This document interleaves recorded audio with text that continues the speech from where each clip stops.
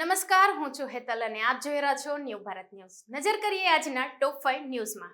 ગુજરાતમાં આગામી દિવસોમાં હવામાનમાં મોટો ફેરફાર જોવા મળી શકે છે. હવામાન નિષ્ણાંત અંબાલાલ પટેલે રાજ્યમાં વરસાદને લઈને નવી આગાહી કરી છે. રથયાત્રાના દિવસથી લઈને જુલાઈના અંત સુધી અલગ અલગ વિસ્તારમાં વરસાદની શક્યતા વ્યક્ત કરવામાં આવી છે. ગુજરાતમાં ચોમાસાની ગતિવિધિ વચ્ચે અમદાવાદની જગન્નાથ રથયાત્રાને લઈને હવામાન નિષ્ણાંત અંબાલાલ પટેલે મહત્વની આગાહી કરી છે. તેમના જણાવ્યા મુજબ અષાઢી બીજના દિવસે અમદાવાદ શહેરમાં હળવો વરસાદ અથવા વરસાદી છાંટા પડી શકે છે. આ સાથે જ તેમણે રાજ્યમાં આગામી દિવસોમાં હવામાનમાં પલટો આવવાની શક્યતા વ્યક્ત કરી છે. 22 જુલાઈ બાદ વરસાદી સિસ્ટમ સક્રિય થવાની અને દક્ષિણ ગુજરાત, સૌરાષ્ટ્ર સહિતના વિસ્તારોમાં વરસાદનું જોર વધવાની આગાહી કરવામાં આવી છે. અમદાવાદમાં જગન્નાથજીની મંદિરની 149મી ઐતિહાસિક અને પૌરાણિક રથયાત્રા 16 જુલાઈ ગુરુવારે ભવ્ય રીતે નીકળશે. રથયાત્રાના પરંપરાગત માર્ગ પરથી જ પસાર થશે અને રાજ્ય સરકાર તેમજ પોલીસ તંત્રની મંજૂરી સાથે તમામ તૈયારીઓ પૂર્ણ કરવામાં આવી છે.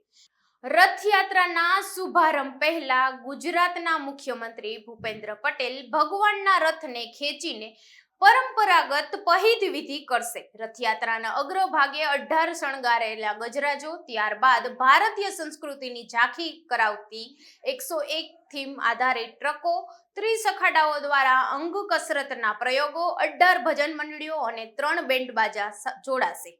રથને ખેંચવા માટે અંદાજે 1000 થી 1200 ખલાસીઓ ભાઈઓ જોડાશે. જ્યારે હરિદ્વાર, અયોધ્યા, નાસિક, ઉજ્જૈન, જગન્નાથ પુરી અને સૌરાષ્ટ્ર સહિત દેશભરમાંથી આશરે 2500 સાધુ સંત પણ રથયાત્રામાં ભાગ લેશે.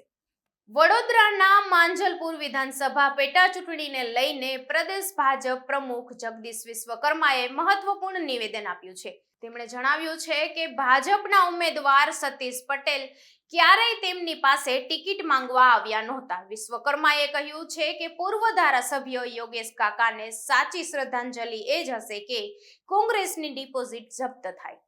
તેમણે દાવો કર્યો કે ગત ચૂંટણીમાં માંજલપુર બેઠક પર કોંગ્રેસને માત્ર 12% મત મળ્યા હતા. સાથે જ કાર્યકરોને વધુમાં વધુ મતદાન કરાવી સતીશ પટેલને મોટી લીડથી જીતાડવાની અપીલ પણ કરી હતી.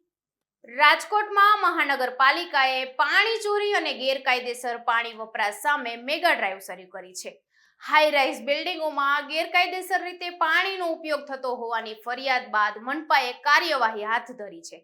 ગેરકાયદેસર ચાવીથી પાણીના વાલ ખોલવાના બનાવોને ધ્યાનમાં રાખીને અનેક સોસાયટીમાં ચેકિંગ કરવામાં આવ્યું છે. મનપાએ સંબંધિત સોસાયટીઓને ચાવીઓ જમા કરાવવાનો આદેશ આપ્યો છે.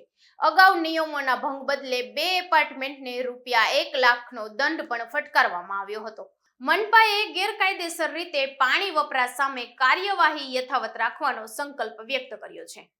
ગિરનાર પર્વત પર કુદરતી વાતાવરણમાં આવેલા મોટા પલટાને કારણે રોપવે સેવા ખોરવાઈ ગઈ છે. ગિરનારી પર્વત પર છેલ્લા 5 દિવસથી વહેલી સવારથી જ ભારે સસવાટા મારતો પવન ફૂંકાઈ રહ્યો છે. રોપવેના એન્જિનિયરિંગ અને સેફટી પ્રોટોકોલ મુજબ જ્યારે પર્વતીય વિસ્તારમાં પવનની ગતિ ચોક્કસ કિલોમીટર પ્રતિ કલાકની મર્યાદા વટાવી જાય ત્યારે હવામાં લટકતી કેબિન ગંભીર રીતે ડોલવા લાગે છે, જે મોટી હોનારત સર્જી શકે છે.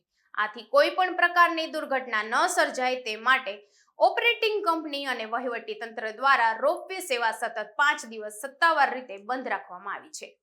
હાલના ટોપ 5 ન્યૂઝમાં આટલું જ. વધુ સમાચાર માટે જોડાયેલા રહો ન્યૂ ભારત ન્યૂઝ સાથે. નમસ્કાર.